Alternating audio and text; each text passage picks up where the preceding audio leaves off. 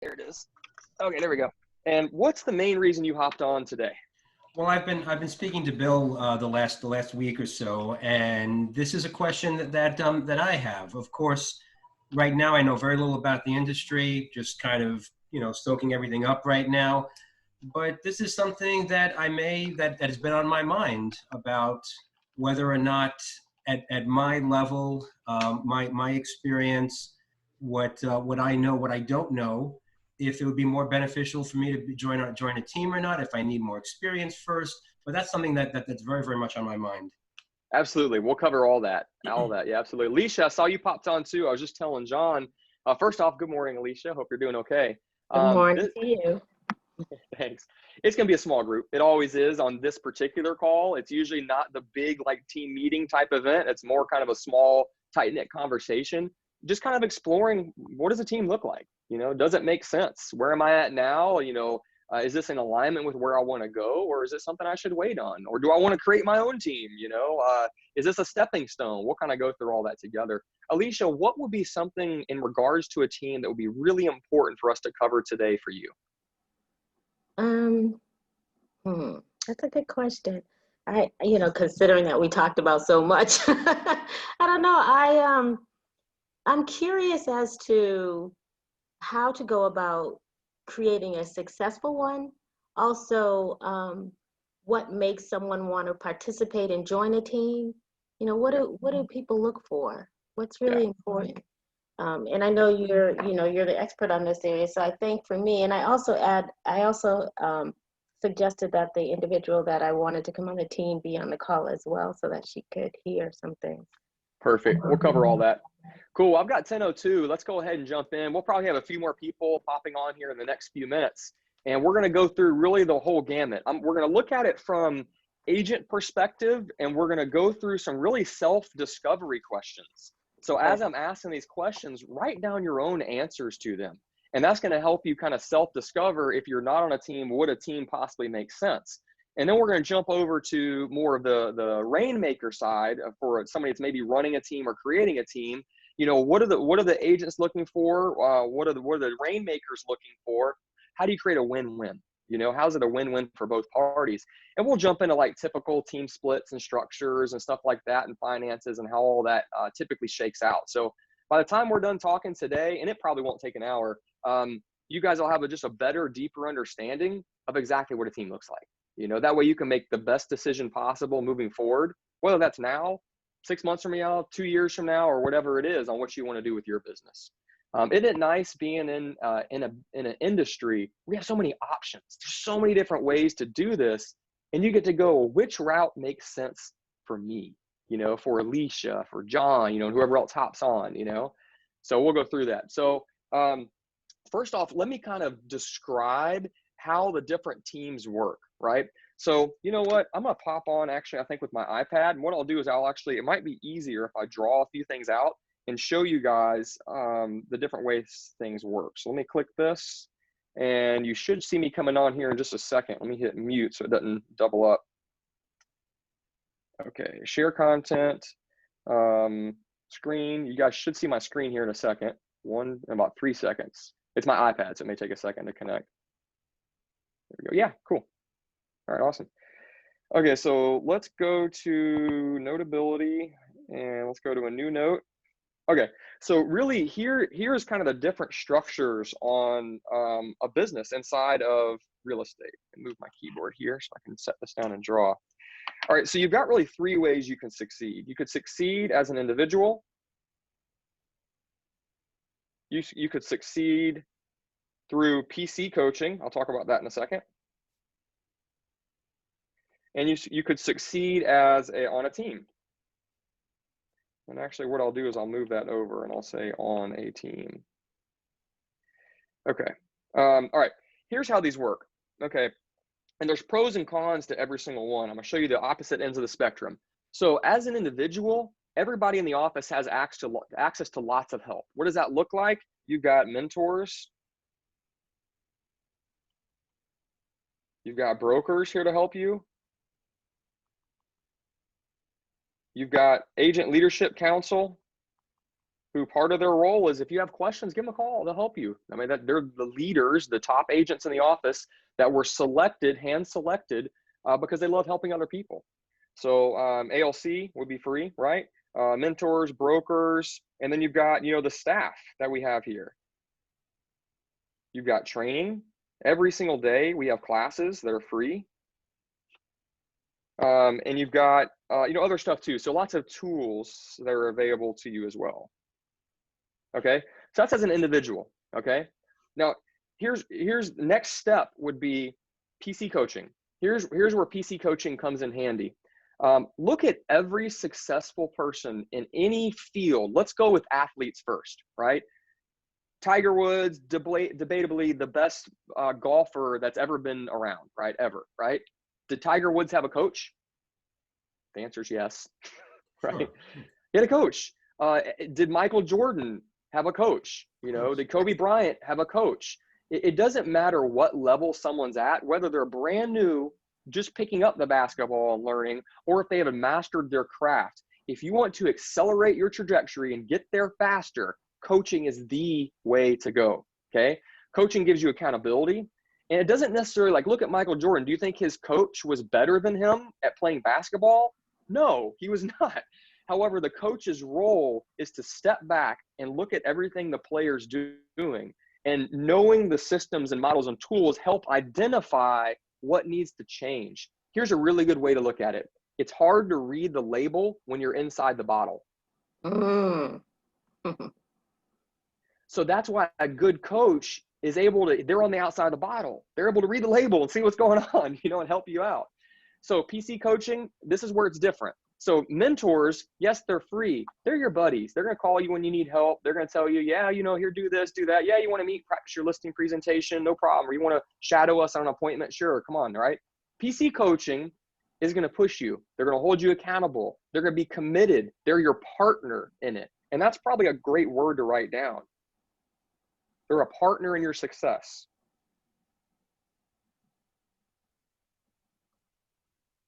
They're going to push you. How are they going to push you? To reach your potential.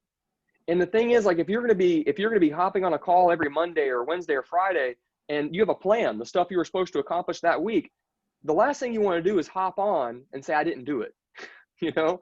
And it's like, if you know that call's coming, even if it's the night before, you might do that little bit that you needed to do. And now I'm telling you guys, like, that little bit compounded over time, right, makes this goal that you have happen so much faster and in such a much bigger way. Every top producer I've ever known had a coach from the beginning through their success levels. Didn't matter where they're at. PC coaching, the good news is there's no cost up front, right? No up front cost. And the way to look at this is, and you know, you guys know it's 10% at closing off the top. Here, 90% of a lot is a lot better than 100% of not much, right? So if somebody's having trouble getting traction in their business as an individual, PC coaching is a no-brainer. Let's say somebody had 3 closings last year and they're like, well, I don't want to go in PC coaching. That's 10% off the top. I'm like, you can't pay your bills with 3 closings, you know? Wouldn't you rather have 90% of 20 deals, 15 deals than 100% of 3, you know? So PC coaching will get there. And PC coaching, again, is somebody looking at your business on a consistent basis that's accountable with you. We are putting in something here in the future where there'll actually be some leads in there as well. We actually, not just leads, appointments actually. So that will be there in the near future. We do feed some leads in there, OpCity, something else too. I can't remember what the other one is, but we do have some leads, not a lot. They're not going to blow up your business, you know, but you will have a little bit more than you would elsewhere. There's also some more tools that the agents have. They have Cole Realty. They have, what else you guys have? Vulcan 7, I think, and a few other tools. So there's some extra tools, more so than you get here. You see what I mean? So a couple extra tools as well. The agents that are in PC coaching, typically, we track it, make 3 times the money, 3 times faster than the agents who don't, okay? So if someone's coming in saying, should I get into PC coaching? My answer is always gonna be yes. right out of the gate. I get in PC coaching. Have somebody that's guiding you and pushing you every single week because you worked hard to get your license. Don't you deserve to give yourself the best shot possible at success? And the good news is PC coaching is optional.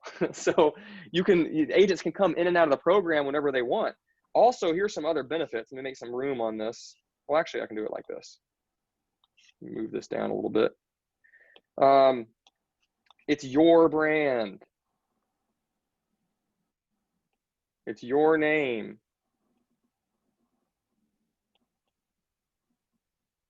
Okay.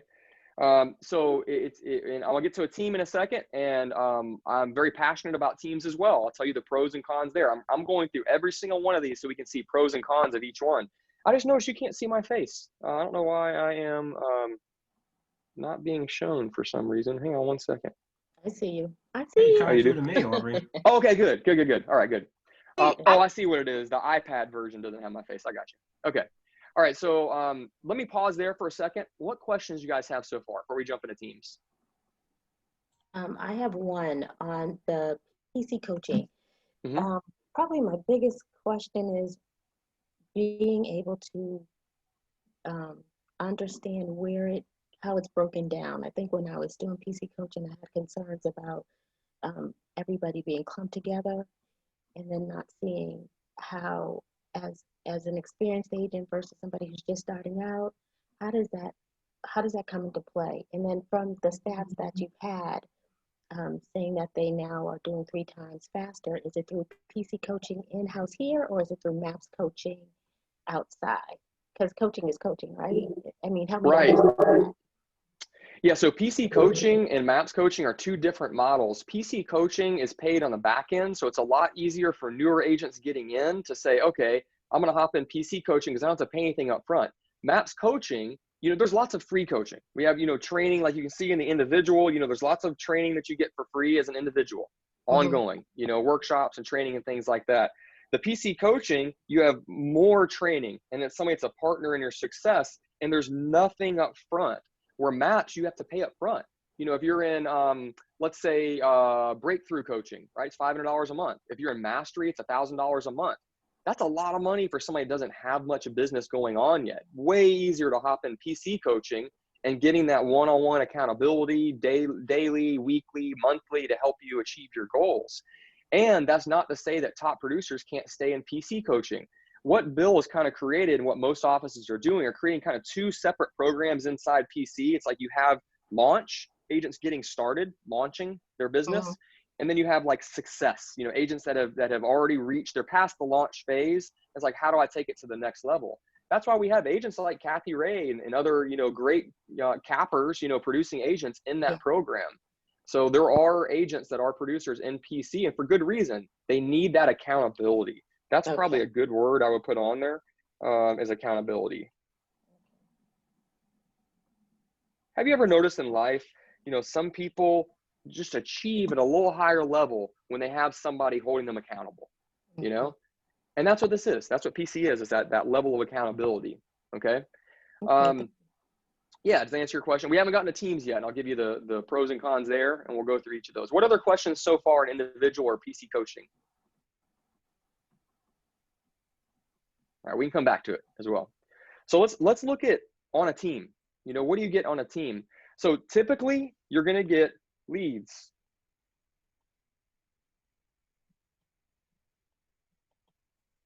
That's one of the main benefits of being on a team. You get leads handed to you. They're going to give you some leads. The Market Center is here to train you. And one mistake a lot of teams make is they say, well, I'm going to build this robust training program. What they need to do is supplement what the office has with whatever's missing, because you will get a higher level of training on a team than you will on just regular stuff inside of the office. What do I mean by that? Imagine having a top producing agent, somebody that has been in the business for 5 or 10 or 15 years. They have the battle scars, right? And they're saying, hey, you know what? Follow me around. You can go on every appointment I go on. I'm going to say, let's talk 15 times a day, So I would say the second one here is more communication, more frequent communication.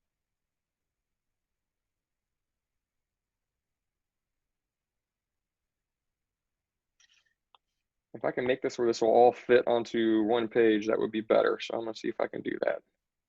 move this up, and then let's make it just a little bit smaller. Okay, can you guys still read that? Yes, okay. Yes. Yes. Okay, good. So you'll get some more leads. That's one of the benefits. This is how a team naturally progresses. This is what usually happens. Individual starts getting busy. You know, it's kind of like you open a bakery, and let's use this analogy. You open up a good bakery, the food's great. In the beginning, you're doing everything. You're baking, this is a small little bakery, you're doing the dishes, you're baking the stuff, you're doing the taxes, you're doing, you know, the register, you're doing everything. Well, at a certain point, if word gets out that you're a good bakery, all of a sudden lots of people come in. Well, when lots of people come in, you can't run the register, do the dishes, bake the cookies. Like, you got to have help. So same thing in a agent's business. They'll start off as an individual, then they'll start getting really busy.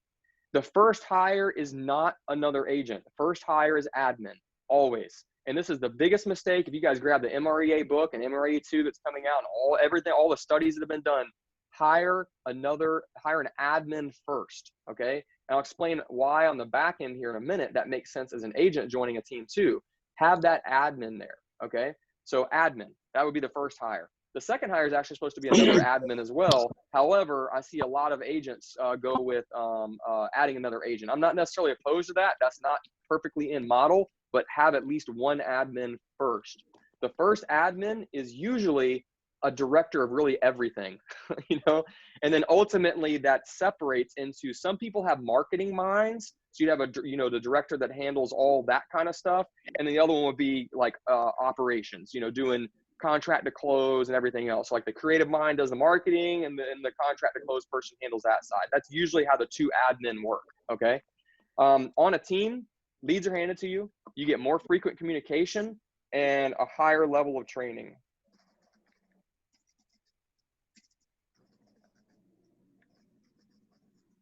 Okay. Leads handed to you, more frequent communication, higher level of training. Okay. And again, you have a top producer that knows the business working with you on a daily basis. Okay. It would be more frequent than you would get with PC coaching, which would also be way more frequent than you would get with an individual.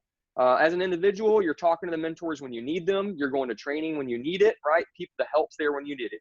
PC coaching, it's more scheduled, right? It's more regimented. Like you have certain days of accountability and times of accountability and times of coaching. And then on a team, you're talking to that team pretty much daily and sometimes multiple times a day. All right. And leads are handed to you at a higher level than they are in PC coaching. And then they definitely are as an individual. So how would you get leads as an individual? You might be agent on call. Or you might use, systems like Lead Accelerator, where you're learning in the classes how to create leads. By the way, all you guys may want to write this down. Tomorrow, we're going to be picking an individual on our team meeting, and our goal is going to be to give them 100 leads, 100. So hop on team meeting. We'll be promoting that later today. Okay, PC coaching, and I know Bill's on now. I know we have, I believe Ops City is one of the places that gives a little bit of the leads. What else is there, Bill? Is there anything else? I know we have Cole Realty and Vulcan 7 as tools. What else am I missing? Yeah, those are strong tools. As far as getting the data, those are the great tools. You got to actually implement the strategy though. You got to learn the scripts. You got to block time to do the work. Beyond that, I wouldn't say there's a ton beyond. I mean, you could do everything from door knocking to open houses. It's all a function of how many people are you getting in front of every single day. Yeah. All right. And then on a team, you've usually got somebody that has leads. Like they're saying, we're busier than we can handle. We need help. We're covered up. We need an agent on the team. That's when you typically, when you see teams getting together. Now, don't get me wrong. Sometimes I'll see partnerships come together. Two agents that say, let's form a partnership. Okay. That's an option too. I do see that. And if you're going to do that, come talk to me. Let's talk about how to set that up. I've seen them work really well. I've also seen them not work well. So please come talk to me. I'll show you the common pitfalls on a team, when you're a partnership rather. So, all right, on a team, leads are handed to you, more frequent communication, higher level of training, okay? We'll talk about splits and stuff in a second. Let me pause there for a second. What questions do you guys have so far? Bryce, I have a quick question. I was asking Bill about this. I guess each situation is different for all, but do you feel that there would be any conflict between the PC coaching and being on a team, as well, not being able Not at to all. fully give your all to each I role? think John, that's a great question. And my honest feeling on that is it would be an absolutely brilliant idea for the rainmakers on teams to look at PC coaching as leverage to help them train the agents to get them up to speed. Because it's very difficult to really get an agent who's green, past, how do I fill out a contract? Where do I put in these blanks? Where do I go? Like the team's like, I need help. I need it now. Like, I don't have time to sit down and go through that. Let me help you with the business, but not the square one, day one stuff. Right. So agents that go into PC coaching are absolutely in two ways stronger candidates to be on a team later. One, the team could leverage a brand new agent to train their new agents. And two, an agent going into PC coaching, they may get in there for a while and they may say, you know what, I want a little more camaraderie, a little more hands-on help. And I've had a few closings. I understand the business, because a lot of the agents I get on teams that are asking for help are saying, I want somebody with some experience. Okay. If that answers your question. Got it. It certainly does. Thank you. Yep. And we'll get into splits and stuff and finances here in a second. What other questions before we move down to kind of some more pros and cons and the numbers? We'll jump into the numbers. Okay. All right, cool. Let's take a look at it. So I'm going to copy this and we'll take this down the next page. What we'll do, copy, paste, and I'm going to erase this stuff just so we have, it's probably easier if I do it like this.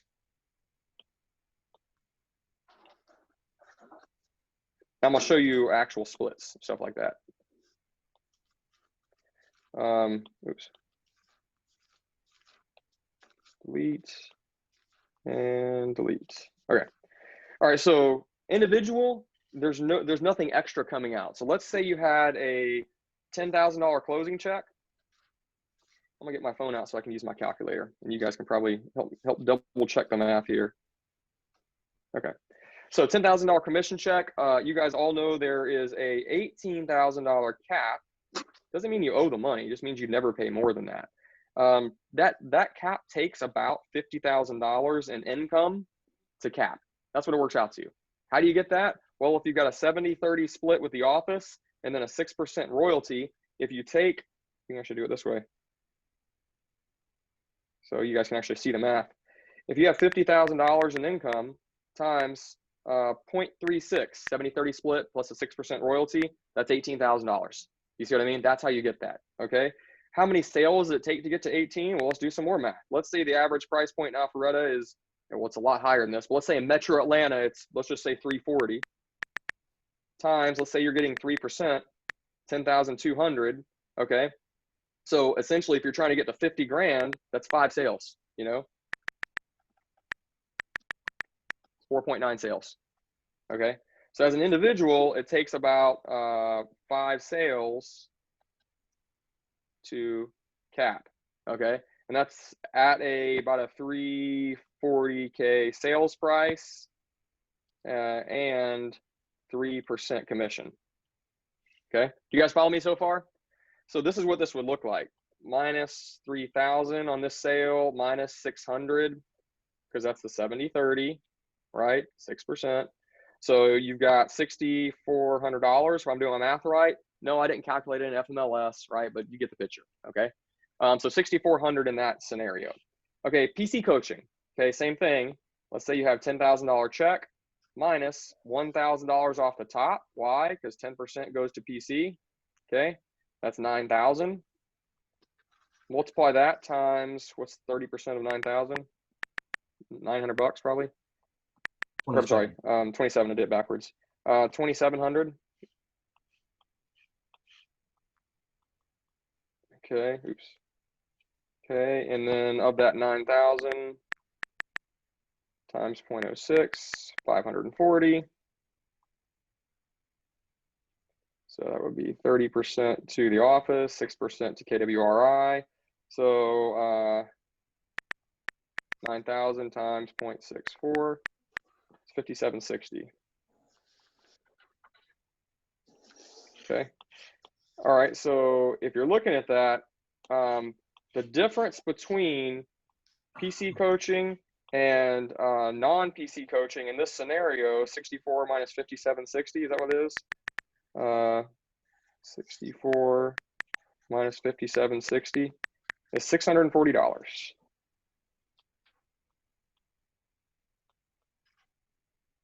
It's not 1,000, it's 640 bucks. Do you guys see how I came up with that? Absolutely. Yes. So the question you want to ask yourself is, you know, price only matters in the absence of value. So was there enough value in that transaction, or would I not have had that transaction if PC coaching wasn't there? You know, did that extra layer of accountability of you know, somebody talking to me on a multiple times on a weekly basis, and somebody providing those extra tools, and somebody pushing me, you know, to be my best, to live up my potential, is it worth that? And the good news is, at a certain time, agents can come in and out of PC. We talked about that, right? Some agents choose to stay in PC, like Kathy Ray and others, because they need accountability, and that's okay. Look at, like we said, Michael Jordan and who else we talk about? Tiger Woods and people like that. They need somebody outside of the bottle, looking at the label and saying, "Here's what needs to happen inside." Right? They're coaching you and guiding you. Okay, on a team, here's what typically happens on a team. Most teams, not all teams, most teams are on a 50-50 split. Sometimes it's variations of that. It may be 60-40, meaning you get 60, they get 40, depending on where it came from. It may be based on, if it's a listing, you get a lower percent because it costs more money to have a listing because of signs and marketing and everything else than it does a buyer. It just depends on the scenario. Or if it's a team heavily on Zillow or one of the others, they might be paying an outgoing referral that comes off the top. You know, like there's other factors. However, to keep it simple, I'm going with 50-50 because that's what's in the red book, and that's what I see 80% of the teams on. Okay. Here's what I want to tell you though. And I want you guys to hear me saying this. Look less at what the split is and more at the opportunity. I'll give you a perfect example. I won't name the names of the teams, but I'll give you a real example. Let's say you were considering joining a team, and one of them said, "You know what, John, I'll give you 70% of every one of your closings. 70%. Okay. You're like, that sounds great. Let's say you go talk to this other team. This other team says, "John, we're going to take 70%. You're only getting 30. Well, at first glance, a lot of agents are like, "Psh, I'm not going on that team. I'm going on the one that gives me 70. No brainer," right? Then what if I told you the person that was on this team closed, like, made over $330,000 after all splits because of volume, and the person on this team sold 4 houses or 6 houses and made like 30 grand, 40 grand. It's not what the split is, it's what's the opportunity. So a better question to have in your mind is, if I need to make a certain amount of money to pay my bills and be happy and open doors for me and live financially stress-free, you know, then you might say, what is that number? Well, if it's 100 grand, then the question I might be asking or if it's 75 grand or 50 grand or 300 grand, whatever that number is for you, then the question I would ask for the team I'm considering joining is, have you had agents on your team making the amount of money that I want to make? And if the answer is yes, then there you go. Why not go talk to those team members? Whenever someone comes and tries to sell me a product, not anymore because I'm not actively selling homes, but years ago when they would call me, I'd say, great, let me talk to somebody that's using your program. I want to see the results they got. Same thing, you know, if your goal is to make 75 grand, say, great, do you have agents? My goal is, in order to live the life I want to live, I have to make at least 75 grand a year, if that's what your number is, right? Or 100 grand. Do you have agents on your team making that? How can I ensure that what do I need to do to make sure that I make 100 grand on your team after all splits? So let's take a look at an actual example, okay? So again, $10,000 commission check. Now remember, 50 of that goes to the team, right? Okay, so that leaves you with $5,000. And I must pause for a second. Sorry to jump back on you guys. In PC coaching, I don't know that we've implemented yet, but we're talking about implementing a cap. So actually the PC coaching is going to have a cap too. Bill, did we do that yet? Yeah, we're going to operate off of a fiscal year rather than a calendar year. So the date that you joined from until 1 year later, you would pay no more than $10,000 of the 10%. So for example, if you make 100,000, you'd pay 10,000. If you make 200,000 in the PC program, you'd pay 10,000. There you go. Great example, and that's important for a couple reasons. One, that'll keep top producers in there. If they have a lot of closings, high volume of closings, that'll keep them in there. Two, it's cheaper than MAPS coaching. MAPS coaching, the mastery is $1,000 a month, so that's $12,000 a year. And in a lot of ways, PC coaching is more hands-on, more frequent communication, and more tools. Not saying one's better than the other. I'm just saying they're different. You know, they're different. So, all right, back to the team. Let's go back to the teams. Okay. So on a team, $5,000 goes to the team. That leaves you with $5,000. Okay, here's good news. Your cap on a team, your office cap, let me write that here, is $10,500. It goes down. So over here, your office cap is 18.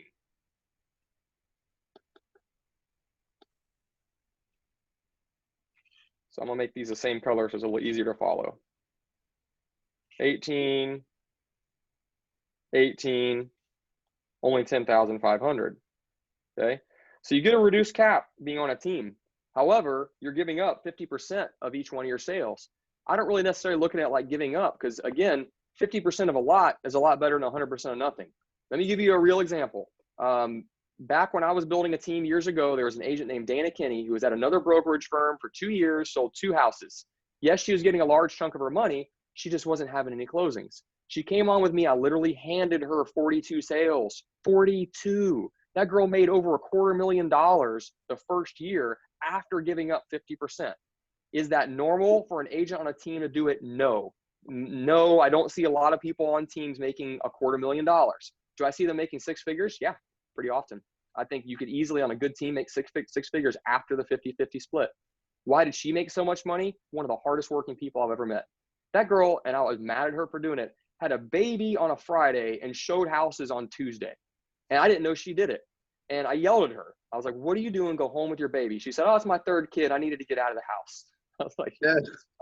go home, you know? But you get the point. Look more at the opportunity, you know, on that team and less at what is the split, because the split's irrelevant. Yeah. One more important point there is pretty much everything that you're paying for on the team, you could think of as things that your competition is doing that you probably ought to be doing too, or should be striving for in the future. So for example, they have a lead generation budget or a tech budget or a travel budget or a food and entertainment budget, these kind of things.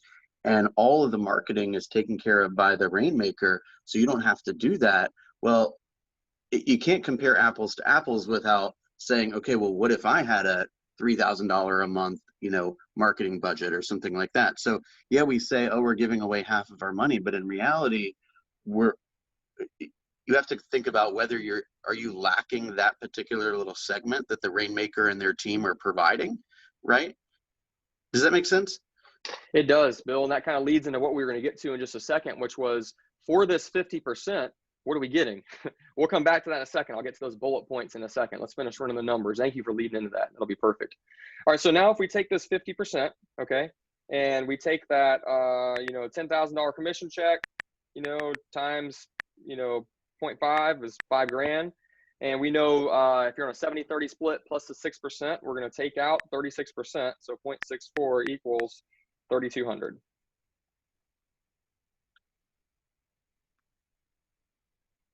Okay. However, think about this for a second. And let me actually go back to this. 1,500. Okay. That would mean this one's 800 if I'm doing my math right. Okay. So this would be 3,200 to you. I think it's 300 instead of 800. Oh, sorry. Yeah. 300. I can calculate 3% of anything past that. I need a calculator. Okay. All right. So the difference there is $3,200 between an individual and yourself, right? Because you would have gotten 6,400 as an individual right here, versus 32 here. However, what if that's a transaction that was handed to you? That's $3,200 you did not have. Here's the other thing. You just paid in this example, right? If you look at these two numbers, you just paid $1,800 towards your 10,500 cap. Okay. So let's say your goal was to make $100,000. That's a number we hear all the time in leadership. Is somebody says, I want to make 100 grand. Okay. Let's run through those numbers really quick. If your goal was to make 100 grand,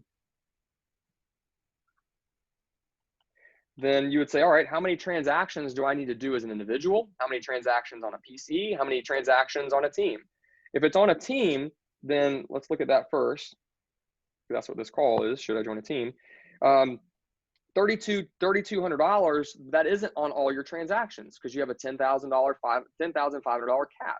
So really your first, it depends on your price point. On this example, we're going with mid threes, but approximately your first 5.5 sales, you know, that would be what you'd make. So sales 1 through 5, you know, equals 3,200 each. So there's $16,000 that you just made to you. Okay. And that means if our goal is 100,000 minus that 16,000, 84. Now we don't have to pay this this portion right here would be gone, right? So now you get 5, you actually get the full 5. So if we take 84, yeah, divided by 5, and some teams' price points are higher. That's another really good point to keep in mind. 16.8 sales. Okay.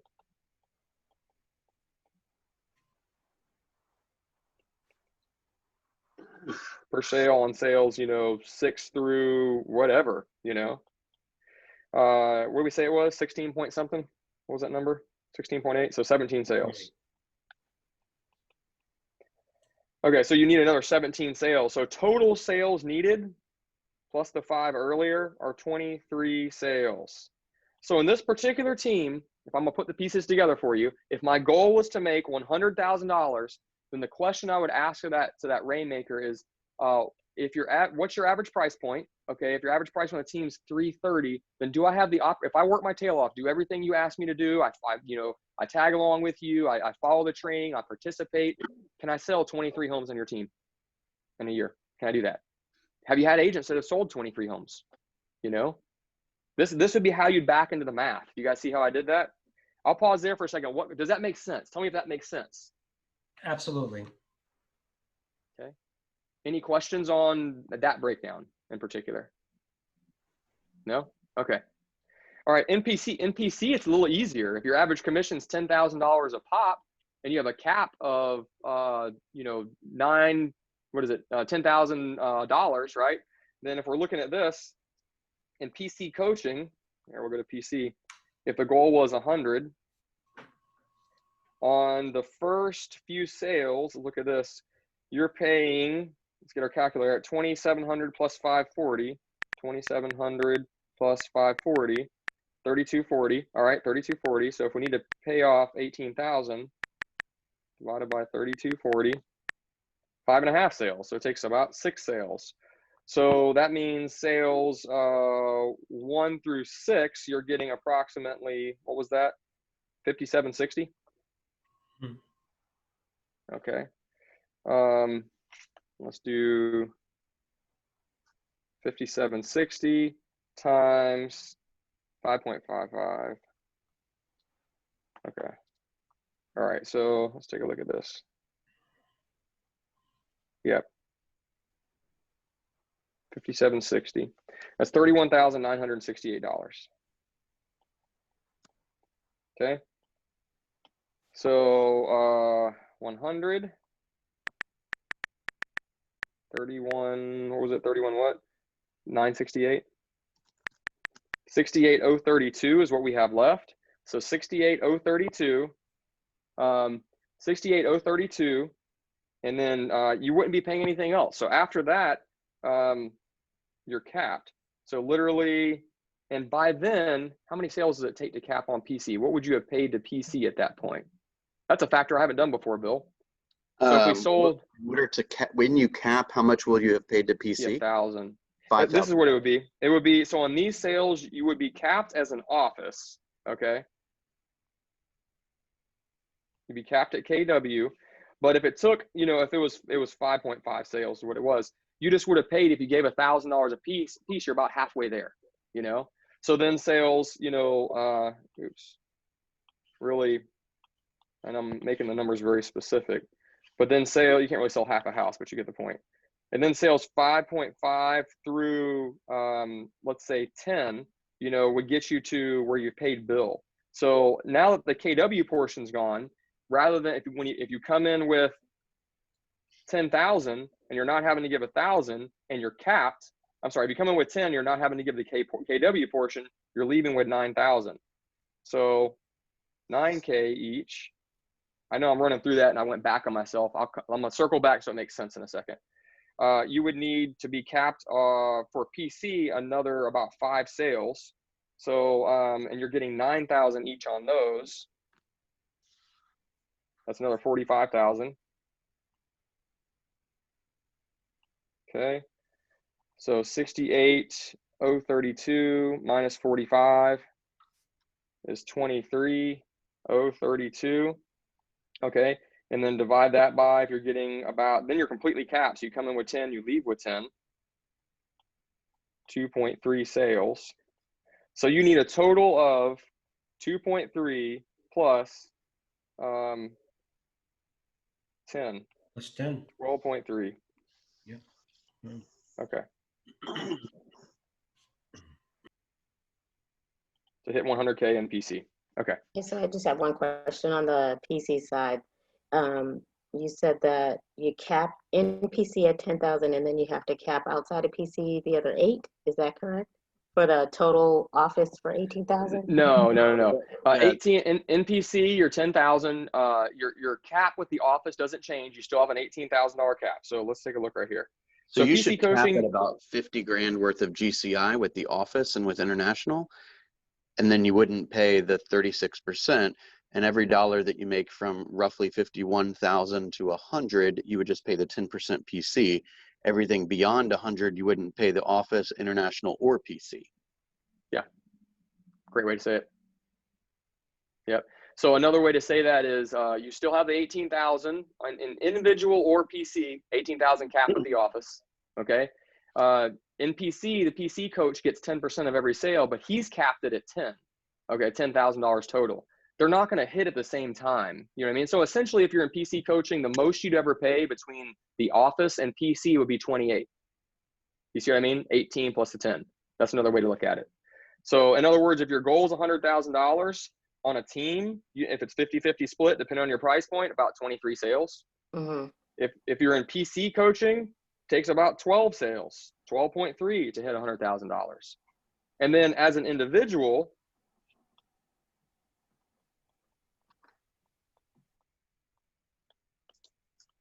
it's a lot easier. So sales 1 through 5, get you make about $50,000. It takes actually, I'm doing it too fast. I'll do it the same way. Let me show you guys the math. Okay. So if your average price point is, 300 and some change, almost 400,000, you get about 10 grand for a closing. Then sales 1 through 5, you did $50,000. You gave up, you paid your 18, because let me show you this. Remember, I did this earlier. 50 times 0.36 is 18. Okay. So once you made 50 grand, and if you're getting 10 grand a pop, you've capped. So about 5 sales and you're capped. Okay. However, on sales 1 through 5, what did you get? Well, if you remember, we already did that math. Look up here. 6,400. 6,400, right? So sales 1 through 5, you're getting $6,400. So 6,400 times 5, 32,000. Okay. Okay. All right. And that's leaves us with 68. Okay. And now you're getting the full 10. Okay. So that gives us 6.8 sales. So 6.8 sales plus 5 sales. So you need about, it's 11.8, about 12. You can't do that. Equals 12 sales, just like you can't hear, it really means 13 sales, So the difference really between PC and individuals, 1 sale to hit 100 grand. Okay. However, let's go back to value, and we'll talk about why somebody would jump on a team. We've hit some of this important stuff a little bit earlier, and we talked about they're going to provide. Let's go up here. So on a team, they're going to hand you leads. You are going to get leads. They have a lot of systems that bring in leads. You're going to have more frequent communication. So they'll be helping you on hey, tag along with me for the next week. Come to everything I go to. I'm going to show you everything. Let's talk multiple times a day. I'm going to help you when you need it. Higher level of training. That's kind of what that is. And they're going to pay for a lot of your costs. Guys, if you look at like the costs as an agent, it adds up pretty quickly. So I'll get to the listing side in a second. Let's start with the buyer side. What happens? A good team can take an agent's database that they haven't been getting any results from, and all of a sudden they plug them in their system and they start having multiple closings over and over and over again. Why? Because they're touching them in a consistent manner, in a very professional manner, in a very loving manner. Let me give you an example. Let's say client event parties. Right now, they're having to adapt virtually. But let's say they rented a movie theater, maybe it's an outdoor, maybe they do one outside. They do a virtual movie theater. It might cost $3,000 or $4,000 to put that event on, right? To get everything happening that has to happen. Food and people serving everybody that comes there, and everybody comes and watches this outdoor event, right? It might cost $3,000 or $4,000 to do that event. They take care of it for you. They're going to take care of touches. So that might mean you join the team and they send out a marketing piece, that says, good news. I just, teamed up with the XYZ team inside of Keller Williams Realty. I'm excited to be part of such a successful organization. Look forward to hearing from you in the future. And then they do touches throughout the year to help that client. And all the touches are different with most teams. However, all good teams have a system and a plan in place. They have these touches. What do we know? We know a 36 touch. This is MREA. If you get it's a 12-2 or essentially a 6-1 ratio to closing. So let's say you had a database of 150 people. You divide that by 6. That you should be able to get 25 sales from that. But a lot of agents don't. Why? They don't have the system in place to get those results. Well, if they join a team and the team is plug and play, they'll take care of it for you. So now all of a sudden you're starting to get those results. That's where I see a lot of agents will hop on a team and all of a sudden they get great results. They're like, well, all the business came from my sphere and I think I'm gonna go out and do it on my own. I'm like, well, wait a second, think about what happened to make that stuff happen. Are you financially able to do the things they did to create those kind of results? Because if you're not, then don't do it. Another thing to look at is look at the number of leads and deals that agent did from the team. This is probably a bigger one that I see. A lot of times the agents will say, well, I just can't give up 50% of my transactions anymore on a team. And I'll say, well, before you hop off the team, let's take a look at all your closings over the past year and see where they came from. And then in that exercise, we're like, oh, 3/4 of them came from the team. Well, then it doesn't make sense, to hop off the team, So let's look at it this way. Let's say you did 24 sales in a year, you made, on the team a little over 100 grand after splits to KW. Okay. Team's covering your costs. Then you might say, well, what if, 18 of those sales or 20 of them are from the team? Well, then you would have only had 6 or 7 sales. Like that would not make financial sense to hop off a team, And then what if you get to a point where 12 of the sales are from you and 12 are from the team? Now you're like, all right, well, now I'm doing twice the work and only getting half the money. Well, wait a second there too, because that team is paying for a lot of your costs and you have admin support, which frees up your time, right? So you really have to get to a point where you're selling 17, 18, 19 out of those 24 before it would make financial sense. But even then, a lot of agents are like, I love the camaraderie. I love having a team that's there for me whenever I need them. Like I just work better on a team. Do you see what I mean? All right, questions so far, and I'm gonna give some more bullet points on what the team pays for. What you guys help me out? I'll just add one more thing, Aubrey, is that it's we assume that all teams are made equal, and that is absolutely not the case, right? So Aubrey just says, oh, you'll get admin support, you'll get marketing support, contract to close support. Yeah, if the team is following the model. So there are some teams that will hire agents without having a solid admin staff and marketing staff in place, You just need to be aware of what the model is. And if you're interviewing with a team, you're basically interviewing them to see how, what a day in the life of that team is going to look like. Like, we have teams that didn't hire an admin before they hired a buyer's agent, and the buyer's agent's doing all the admin work, right? So that's why you can't just look at what the splits are. You have to know what is typical for a team and what the team is providing and how much it costs. I'm just kind of rattling stuff off the top of my head. I wrote down signs, lock boxes, photography, staging for listings, right? Of course, you get, business cards and some like personal marketing stuff where they brand, your name would be on with the team. Touches that we talked about, client event parties. What else am I missing? I know we have, I think, I see Roseanne on here. What else am I missing for that a lot of teams pay for agents? Oh, I can speak to our team is you have hands-on one-on-one coaching. Yep. And Yep. you know, higher level training from beginning to end. And admin is a big deal for that, but all of the marketing for our team is paid for. Yeah. All of the peripherals that you're in that gray area of being a new agent, and you may have had 2 or 3 transactions, but the affordability of being able to promote yourself or, farm a neighborhood or anything like that, a team will absorb that cost generally.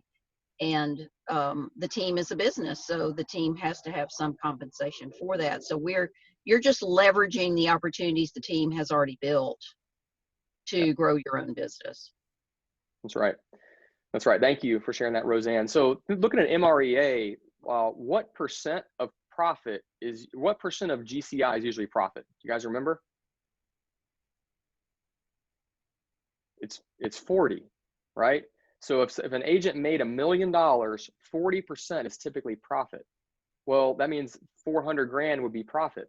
Well, think about this. What's your split if you hop on the team? It's 50-50, right? So the spread is actually not that big for a team. The team's not making a whole lot off the agents on the team when they're paying for absolutely everything else.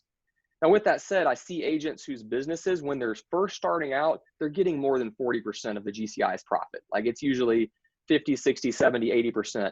It could be 80, 85% if it's more referral based. It could be 40, 50% if they're paying for leads or less. It just depends on their particular model. But that's a lot of the benefits of being on the team, is what we just kind of covered together. So, all right, questions there? Just have a quick question. So just to clarify, for agents that are both in PC coaching and on a team, there's no double dipping of the commissions where I would owe the 10% to the PC coaching portion and owe the commission to the team. I see what you're saying. That will be up to how the team structures it. I know some teams will absorb part or half of or all of the PC coaching. They might look at it like they're going to essentially train that agent to get started. We'll make an investment on the first X amount of deals. We'll put that agent in PC coaching, and then we'll take them on board. So some teams I've seen will say, we'll take care of PC coaching for that agent. Others say, look, let's make an investment together. We'll pay for half of it, that 5% of it, and you can pay for the other 5 off the top as long as you want to stay in PC coaching. So talk to the team. Each team's a little bit different on how they handle things. Great question, John. Thank you. Yep. Okay. We didn't get the self-discovery questions, which I'm going to show you in a second kind of quickly. That'll help you self-discover if a team makes sense or not. Before I jump into that, what other questions you guys have so far?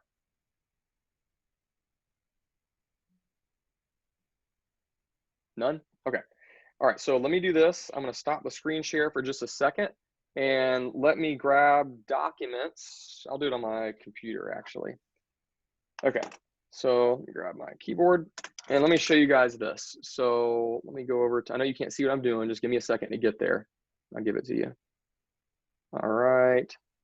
And I think I have it in my KW folder. Yep. Okay, one second. Yep, that's it. All right, let me hit screen share.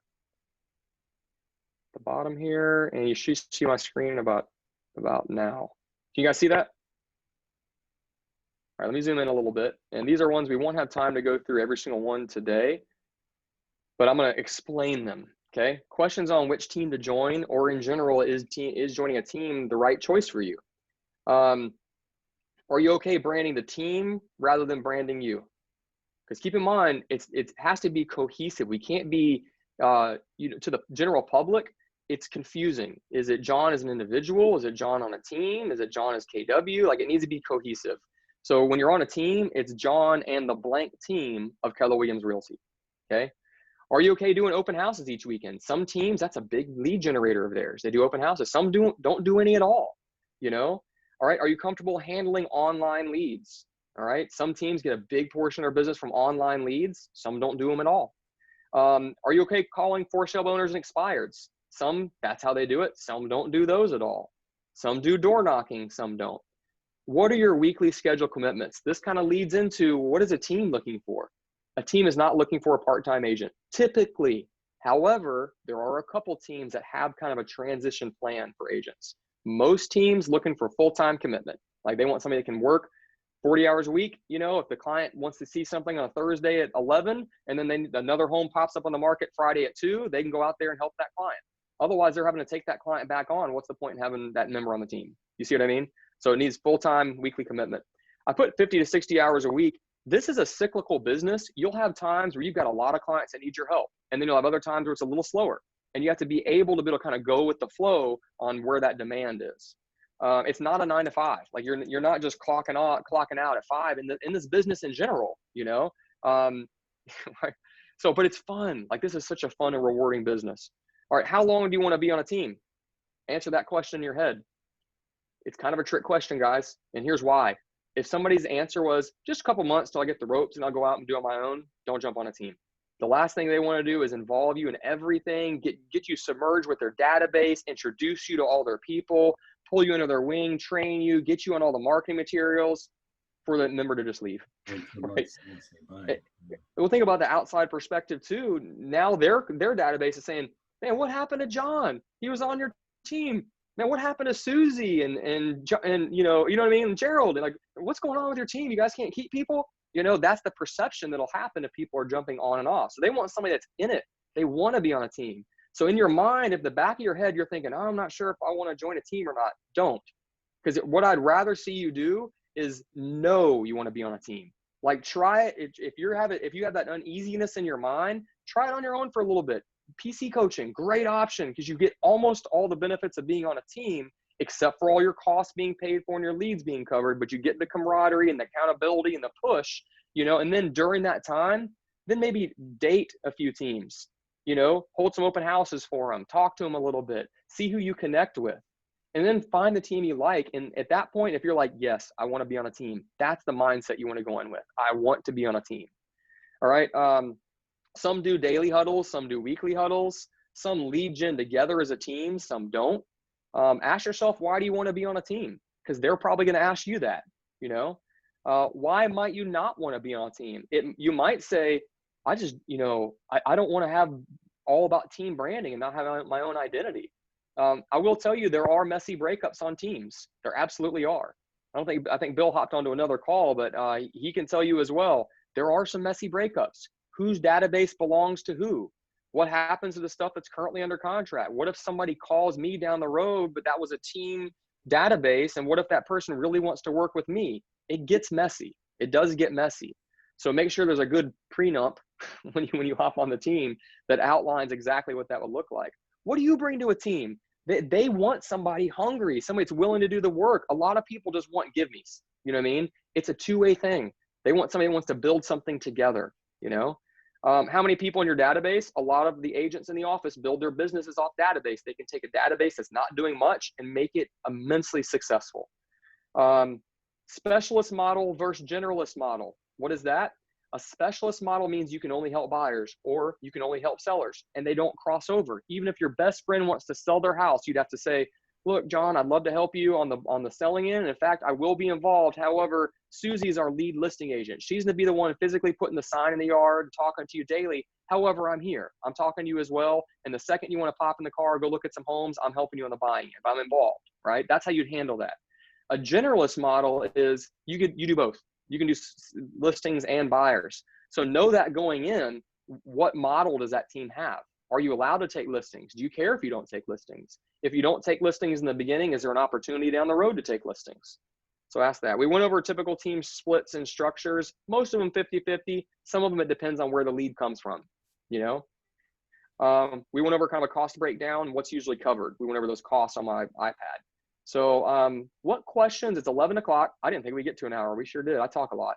Hopefully I helped you and answered your questions. What did I not answer that you really still had a question about? Not for me. Nothing? Okay. Got a few more. Yeah, John. Aubrey, can you forward us what you just went over, the list of the questions we should be asking ourselves? Yeah, absolutely. Yeah. In fact, what I'll do right now is, let me share screen again. I'm gonna do this right now while we're on. Share screen, and let me move this over. All right, share. Who all needs this? I definitely do. This has been very helpful, Aubrey. Thank you so much. You're welcome. So John and Alicia. John, what's your email address? There you are. I see it down too. All right, and then Alicia. There you are. Who else needs that? Anybody else? Joycelyn.